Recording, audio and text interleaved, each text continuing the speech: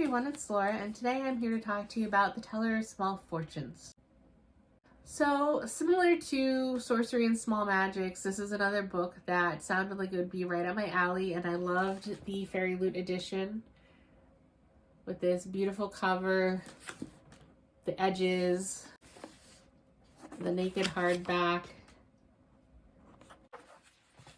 and the end pages. And I've discovered that I really appreciate cozy fantasy stories, so I kind of hope that if I splurge on this edition, I wouldn't regret it and I would like the book. And overall I did. It wasn't all I hoped it would be, but I still had a really good time. So this book follows Tao, and when you meet her, she has a wagon that's being pulled by a mule, and she just kind of travels the countryside going from village to village, and she tells small fortunes. And you discover that she does actually have the magical gift of the sight, but she refuses to use it for bigger prophecies. So she just tells small little things that she thinks ultimately are kind of harmless. But the fact that her fortunes do come true still causes issues. So she has to live a very nomadic lifestyle because she, before the book has started, has learned the hard way that if she stays too long in one place, that she's looked down upon and basically kind of will be run out of the village anyway, because what's a funny little novelty if it's a day or two, if she stays, then it almost seems like they treat them like the witches in the Salem witch trial. So as you continue, you find out she's also a Shin woman, and so that also adds another layer of distrust by people in this country of Eshtara. And at the beginning of the book, because it's a Fairy Loot edition, there is a letter from the author about how she did feel very other as an immigrant, how she grew up in New Jersey and she was basically the only Asian kid in her class, and so she felt very othered. But then when they moved to China, that she was basically called a banana because she's yellow on the outside but white on the inside. So she never really felt like she truly belonged anywhere.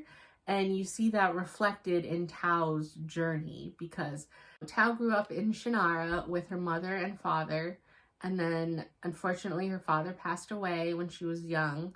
And her mother, she was related to a high noble in the emperor's court in Shannara, and so she made an advantageous marriage to an Ashtaran noble, and he was a merchant. And so they move when she is, I want to say around 8 or so, to Eshtara.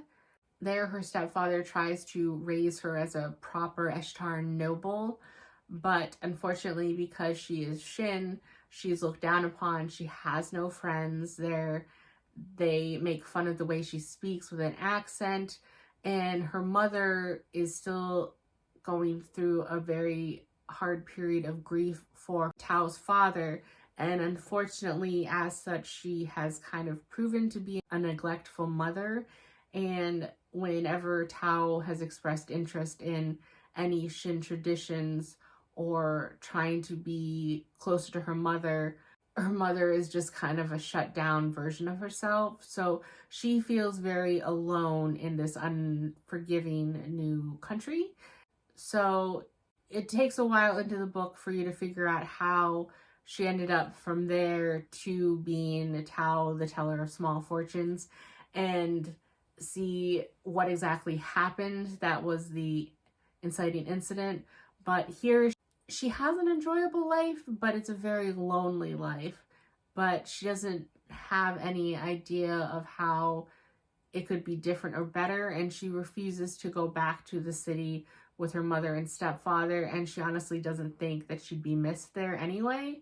So she starts off the book and she's in a little town and she's on her way, and on the road a tree is fully across the road and she doesn't know what to do, if she should turn around, go back and try and get help from the last village she was at, or if she should just wait and hope someone will come along, or what to do, because she's a single woman by herself. She's smaller of stature. She doesn't know what to do. So she tries to clear a path for herself. Unfortunately for her, it's a sizable tree, and all she has is this little hatchet. And lucky for her, two men come along, and of course she's very cautious around them at first, but they take about and clear the tree, and as thanks, she offers to read their fortunes.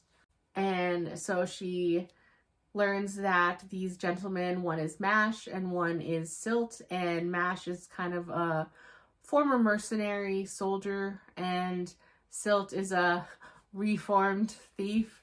And you're not quite sure how reformed he is, but that they're on a journey together. But overall, they seem like honorable enough guys and trustworthy enough. And so she reads Mash's fortune, and unfortunately for her, what she thinks of as an innocuous fortune about his daughter, you learn that his daughter has been missing for months, and that's what they're in the middle of, is they're in the middle of trying to find his daughter. And so she kind of gets roped in where they're not sure whether or not to trust Tao's fortune of a future with something to do with his daughter. And so they decide to accompany her on her journey in hopes to glean whether or not she is a charlatan, or if she actually has some talent and they can put stock in her little fortune for Mash. And so they continue traveling the country, and they end up finding another person to join their little group. And it is very low stakes, and it's all basically kind of about found family. So if you like the found family trope, then this is for you. And my only issue is that I found it hard to get fully invested in the story, because I like cozy fantasy, but even some of the situations in here that seems like they should have evoked more sense of dread or fear for the characters. I didn't feel that. I don't know how to explain my feelings. I liked the story, and I was never quite sure where the story would go. I didn't find it predictable or anything, but I wasn't as fully invested as I would have hoped to be, and I'm not quite sure why.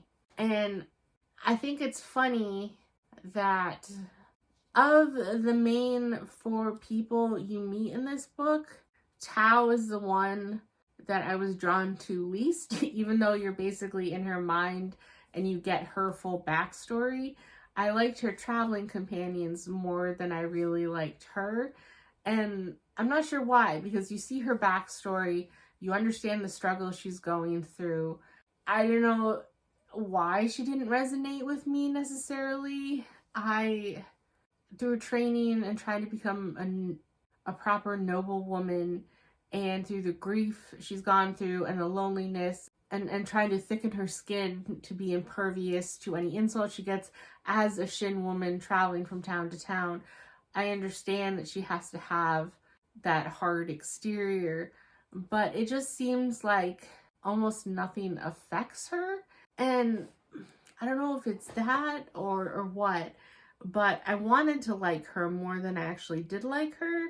So that confused me a little bit. So overall, I did really like the story. I liked how it was wrapped up.